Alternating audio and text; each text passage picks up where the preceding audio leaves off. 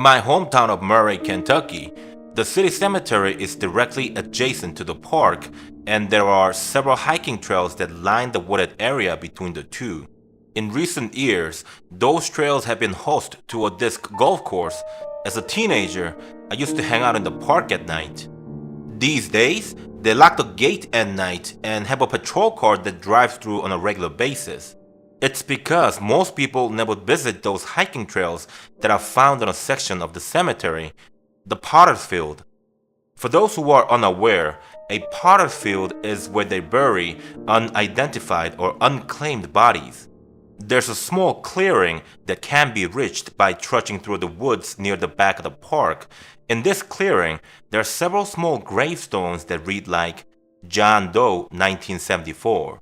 Murray is a quiet town. There might be one or two murders a year in Callaway County. There are seldom, if any, missing persons. In fact, anything beyond petty crime is mostly unheard of. I've always thought of it as a safe place to live. I remember growing up there and never having been too concerned about being out at night. The worst case scenario one would face was being stopped by the police and being asked to show identification. About a year ago, I had walked up to the Potter's Field with my friend Janice to smoke a blunt and generally enjoy the fall weather. The Potter's Field was neglected and overgrown. The small gravel road that led to the main cemetery had been all but consumed by the weeds and fallen leaves that surrounded it. As we sat back against a tree and passed the blunt back and forth, I noticed that there were several fresh graves. I pulled up the local paper on my phone and started looking for any mention of missing persons or unidentified bodies, but I couldn't find anything. Janice walked over to one of the graves. She knelt down and said, "Hey Seamus, come here." I walked over to her and she said, "Baby Doe 2014. I don't remember hearing about this. Do you?" I shook my head. There were several new graves. Each one read Baby Doe 2014. There must have been 15 of them.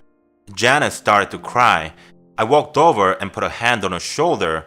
After a brief hug, I said, "Let's get out of here. This place is killing my buzz."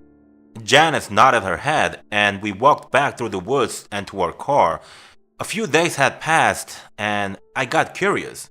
My friend Karen had given birth to a stillborn child a few years back, and the whole town poured out in support for her family. I couldn't wrap my mind around the idea that 15 unidentified babies had died and no one was talking about it. I asked around, but most people didn't even know there was a Potter's Field, much less that anyone had been buried there. The groundskeeper of the local cemetery was an old family friend. I figured he'd be a good person to ask. I caught up with him after church the following Sunday. "Hey Jim, what do you know about all the baby does in the Potter's Field?" Now listen carefully, boy. What you need to do is to stay out of there. "Yeah, I get that, but why are there so many recent graves? I haven't heard anything about it from anyone." And you won't. Forget it. Stay out of there and stop asking about it. Come on, Jim. Since when has that approach ever done anything that inspires someone to keep looking into it? Seamus, if I see you back there, I'm going to put a bullet in you. You'll be John Doe 2014. Do you understand me? I walked away. Jim was a grandfatherly old man. In the 25 years I have been attending that church, I don't think I've ever seen him without a smile on his face.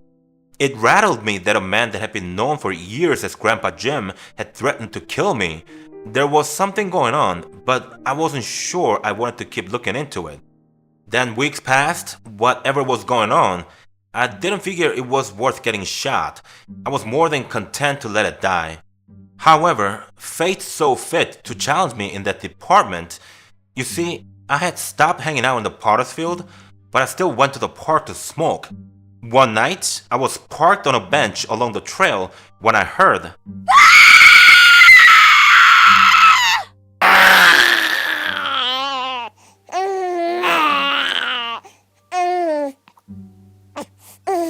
It sounded like a loud shriek, followed by the sound of a baby crying. Growing up in Kentucky, I had a half a mind to think that it was a bobcat. Those things can sound eerily like children. I perked up and looked around for a few before relaxing and taking another hit from my joint. A few moments later, I heard another shriek. Help! Help! Help! This time, the shriek was followed by a female voice screaming. The screaming voice had been cut short. I darted through the woods without thinking towards the sound of the noise. 20 seconds later, I was standing outside the old schoolhouse. It had been moved to the park a while back. The door was standing wide open and a trail of blood led into the dark, single-room schoolhouse. I wasn't about to walk inside, but I was still curious. I moved up to the window and peered inside.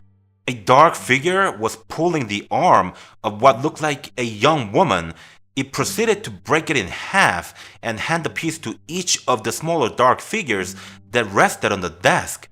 The dark figure started to sing in a gnarled voice.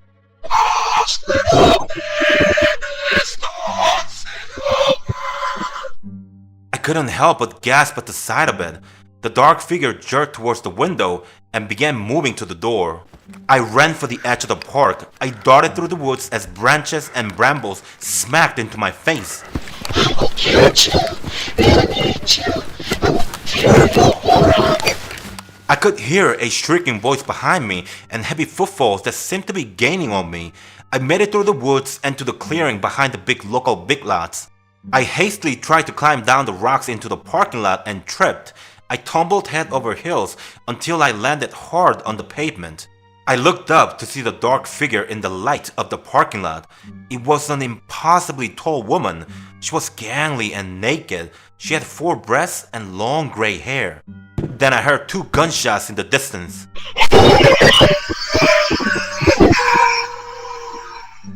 The strange woman let out a howl and turned back into the woods. I considered calling the cops, but honestly, I didn't know what to tell them. A few days passed and I got curious.